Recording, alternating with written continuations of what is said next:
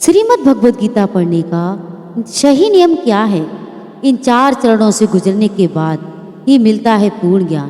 भगवद गीता से व्यक्ति को काम व कर्म के बारे में सीख मिलती है। इतना ही नहीं, हमारे हर प्रश्न का उत्तर गीता में समाहित है।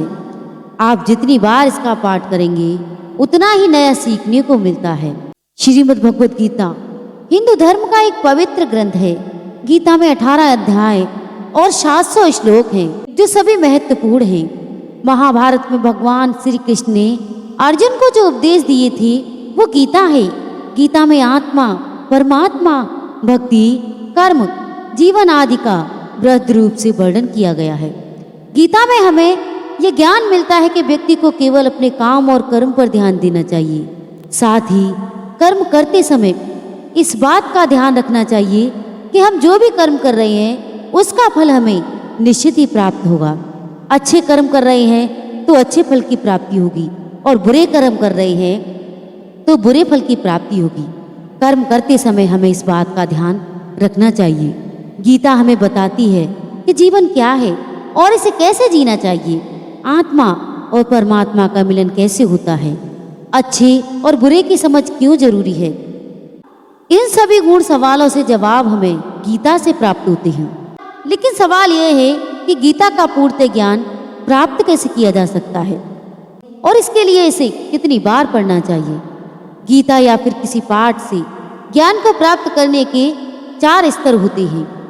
पहला श्रवण या पठन ज्ञान, दूसरा मनन ज्ञान, तीसरा निधिध्यासन ज्ञान, चौथा अनुभव ज्ञान। इन चारों स्तर से गुजरने के बाद ही किसी भी ज्ञान की पूर्णता होती है और इसे समुचित लाभ होता है। इसका अर्थ यह है कि आप पहले पढ़ते या सुनते हैं, इसके बाद पढ़े सुने ज्ञान के बारे में चिंतन व मनन करते हैं। यदि वह आपको ठीक और उपयोगी लगती है तब उसका अभ्यास कर उसे अपने जीवन में उतारते हैं और आखिर में उस ज्ञान का प्रतिफल आपको मिलता है। किसी भी ज्ञान को आप पढ़कर या सुनकर छोड़ देंगे, उसे अपनाएंगे नहीं तो उसका फल कैसे मिलेगा। यही बात गीता पर भी लागू होती है। जब हम गीता पढ़कर उसके उपदेशों को जीवन में उतारेंगे तो निश्चित ही सुपरिणाम सामने आएगा। कितनी बार पढ़ना चाहिए श्रीमद् भगवद गीता और क्या है इसके लाभ? तो मेरे प्यारे भाइयों और बहनों, आप सभी को मेरी प्यार भरी जय श्री राधे, जय श्री कृष्णा। आज हम आपके लिए बहुत ही प्रेरणा देने वाली वीडियो लेकर आए हैं जो आपके लिए बहुत ही लाभप्रद होने वाली है। इससे आपको बहुत ही अच्छा मोटिवेशन मिलेगी, बहुत ही अच्छा लाभ मिलेगा। इसलिए आपसे निवेदन है कि वीडियो को पूरा एवं अंत तक देखना।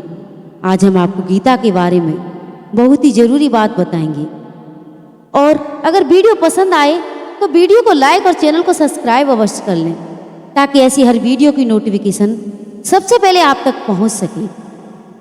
तो वीडियो शुरू करती हैं। जब हम पहली बार गीता पढ़ते हैं तो इसे हम एक अंधे व्यक्ति के रूप में पढ़ते हैं, यानी हमें केवल इतना ही समझ आता है कि कौन किसके पिता, कौन किसकी बहन और कौन किसका भाई है। पहली बार गीता पढ़ने पर इससे ज़्यादा कुछ समझ में नहीं आता। जब हम दूसरी बार गीता पढ़ते हैं तो मन में कुछ सवाल जागृत होते हैं कि ऐसा क्यों किया गया, वैसा क्यों किया गया। जब हम तीसरी बार गीता पढ़ते हैं तो इसके अर्थ को समझने लगेंगे। हालांकि हर व्यक्ति को इसका अर्थ अपने तरीके से ही समझ आएगा। जब चौथी बार हम गीता पढ़ेंगे तो हर एक पात्र से जुड़ी भावनाओं को समझ पाएंगे, जैसे अर्जुन के मन में या दुर्योधन के मन में क्या चल रहा है। पांचवी बार गीता पढ़ने से पूरा कुल क्षेत्र हमारे मन में खड़ा हो जाता है और हमारे मन में अलग अलग कल्पनाएं होती हैं। छठवीं बार गीता पढ़ने से हमें भगवान को अपने सामने अनुभव करने लगती है और हमें ऐसा लगता है कि भगवान हमारे सामने है, ये सब बता रही है। 8वीं बार गीता पढ़ने से हमें यह पूर्णतः एहसास हो जाता है कि कृष्ण कहीं बाहर नहीं बल्कि हमारे भीतर ही हैं और हम उनके भीतर हैं। श्रीमद् भगवद गीता पाठ के नियम क्या है? बंधुओं, भगवद गीता पढ़ने के लिए सुबह या शाम सबसे उत्तम माना जाता है, क्योंकि इस समय मन, मस्तिष्क और वातावरण में शांति व सकारात्मकता होती है। गीता का पाठ हमेशा स्नान के बाद और शांत चित्त मन से ही करना चाहिए।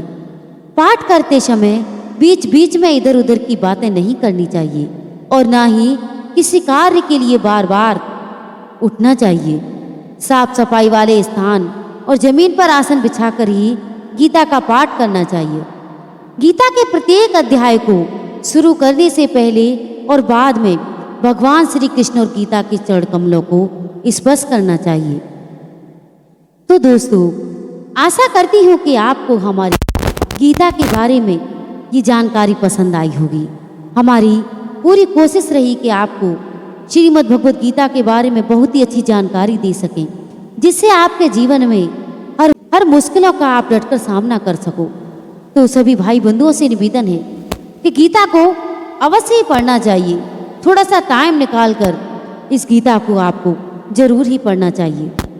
और अगर आपके पास इतना भी टाइम नहीं तो हमारे चैनल पर गीता के बहुत सारे श्लोक हैं, जिनको सुनकर भी आप गीता पढ़ने का लाभ ले सकते हैं। तो बंधुओं, अगर वीडियो अच्छी लगी हो तो वीडियो को लाइक और चैनल को सब्सक्राइब और वीडियो को शेयर अवश्य करें, ताकि आपके भाई बंधु भी इसका लाभ उठाएं। तो सभी भाई बंधुओं को मेरी प्यार भरी जय श्री राधे, जय श्री कृष्णा।